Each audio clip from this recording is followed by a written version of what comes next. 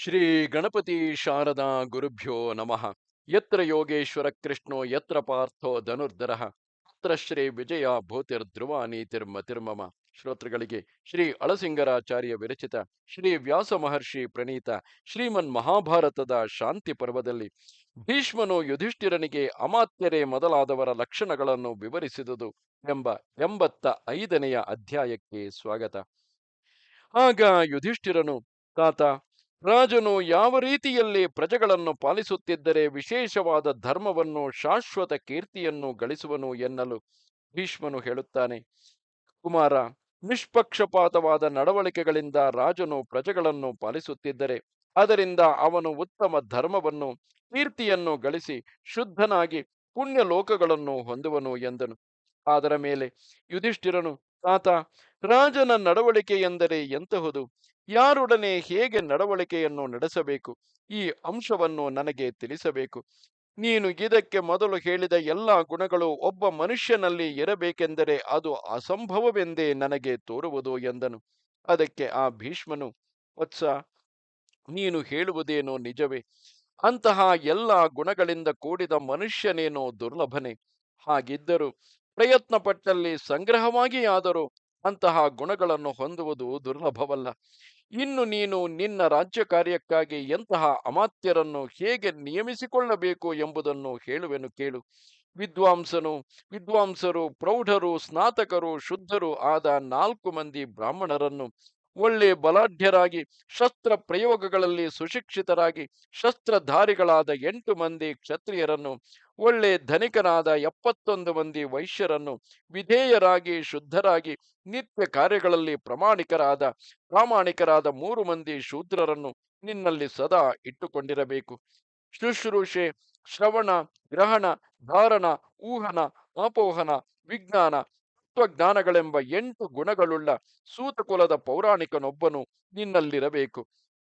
ಇವರೆಲ್ಲ 50 ವಯಸ್ಸಿಗೆ ಕಡಿಮೆಯಿಲ್ಲದವರಾಗಿ ಸಮರ್ಥರಾಗಿ ಅಸೂಯಾದಿ ದುರ್ಗುಣಗಳಿಲ್ಲದವರಾಗಿರಬೇಕು.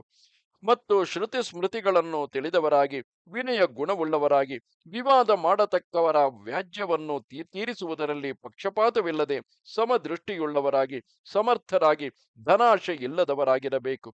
ಸ್ತ್ರೀ, ದ್ಯೂತ, ಮೃಗಯಾದಿ ಸಪ್ತ ವ್ಯಸನಗಳನ್ನು ಬಿಟ್ಟವರಾಗಿರಬೇಕು.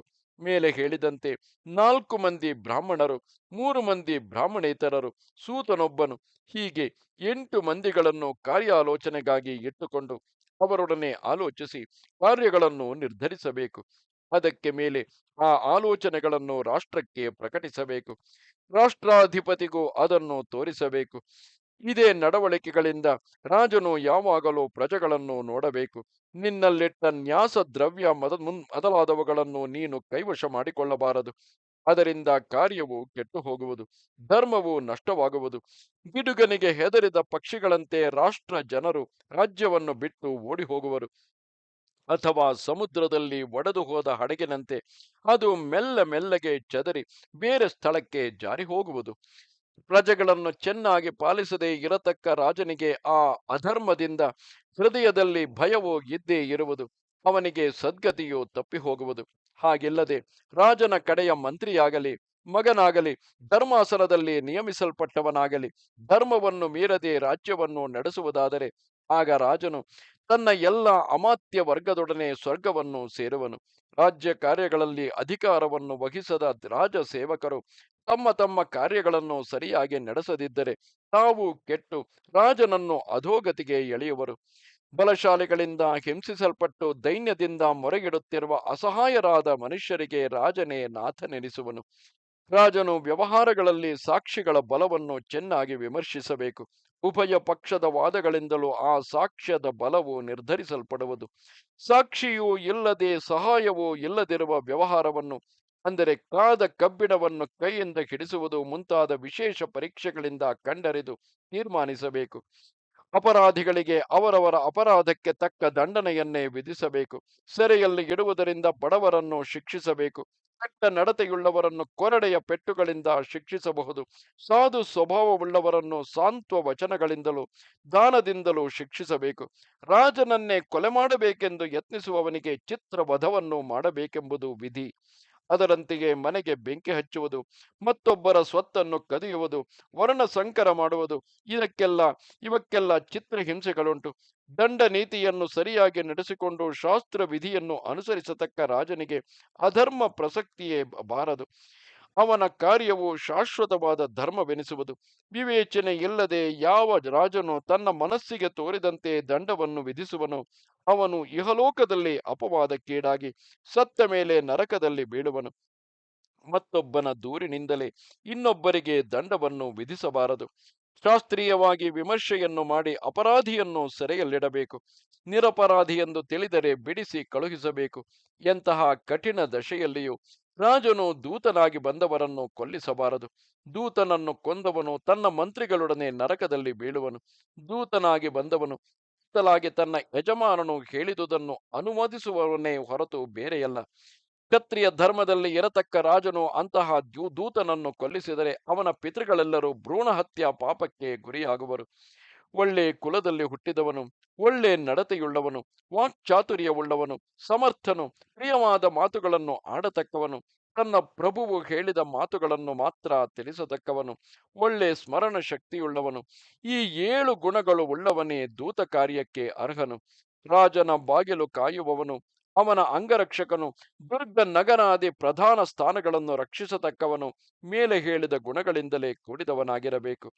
ಧರ್ಮಶಾಸ್ತ್ರಗಳ ಅರ್ಥವನ್ನು ಅವುಗಳ ತತ್ವವನ್ನು ತಿಳಿದವನೇ ರಾಜನಿಗೆ ಸಂಧಿ ವಿಗ್ರಹಿ ಎಂಬ ಮಂತ್ರಿಯಾಗಿರಬೇಕು. ಮಂತ್ರಿಯಾಗತಕ್ಕವನು ಒಳ್ಳೆ ಬುದ್ಧಿಶಾಲಿಯಾಗಿಯೂ ಧೈರ್ಯಶಾಲಿಯಾಗಿಯೂ ಅಕಾರ್ಯಗಳಿಗೆ ನಾಚುವವನಾಗಿಯೂ ರಹಸ್ಯಗಳನ್ನು ಕಾಪಾಡತಕ್ಕವನಾಗಿಯೂ ಇರಬೇಕು. ಮತ್ತು ಸತ್ಕುಲದಲ್ಲಿ ಹುಟ್ಟಿದವನಾಗಿ ಬಲಾಢ್ಯನಾಗಿ ಶುದ್ಧನಾಗಿರಬೇಕು. ರಾಜನ ಸೇನಾಪತಿಯೂ ಕೂಡ ಮೇಲೆ ಹೇಳಿದ ಮಂತ್ರಿಯ ಗುಣಗಳಿಂದಲೇ ಕೂಡಿದವನಾಗಿರಬೇಕು. ಅಲ್ಲದೆ ಸೈನ್ಯಾಧಿಪತ್ಯವನ್ನು ವಹಿಸತಕ್ಕವನು ವ್ಯೂಹಗಳು, ಯಂತ್ರಗಳು, ಆಯುಧಗಳು ಇವುಗಳ ರಚನಾ ಕ್ರಮಗಳನ್ನೆಲ್ಲ ತಿಳಿದವನಾಗಿ ತತ್ವಜ್ಞನಾಗಿ ಪರಾಕ್ರಮಿಯಾಗಿ ಚಳಿ ಮಳೆ ಗಾಳಿ ಬಿಸಿಲುಗಳನ್ನು ಸಹಿಸಬಲ್ಲವನಾಗಿ ಶತ್ರುಗಳ ಹುಳುಕನ್ನು ಕಂಡುಹಿಡಿಯಬಲ್ಲವನಾಗಿರಬೇಕು. ಯುಧಿಷ್ಠಿರ, ರಾಜನು ಇತರರು ತನ್ನನ್ನು ನಂಬುವ ಹಾಗೆ ಮಾಡಿಕೊಳ್ಳಬೇಕು. ತಾನು ಯಾರನ್ನು ನಂಬಬಾರದು. ಹೊಟ್ಟೆಯಲ್ಲಿ ಹುಟ್ಟಿದ ಮಕ್ಕಳಲ್ಲಿಯೂ ರಾಜನು ಪೂರ್ಣವಾದ ನಂಬಿಕೆಯನ್ನು ಇಡುವುದು ಒಳ್ಳೆಯದಲ್ಲ. ಈಗ ನಾನು ಹೇಳಿದುದು ನೀತಿಶಾಸ್ತ್ರದ ತತ್ವವೆಂದು ತಿಳಿ. ಮತ್ತೊಬ್ಬರನ್ನು ನಂಬದಿರುವುದೇ ಅತ್ಯುತ್ತಮವಾದ ರಾಜನೀತಿ ತತ್ವವು. ಇದು 85ನೆಯ ಅಧ್ಯಾಯವು.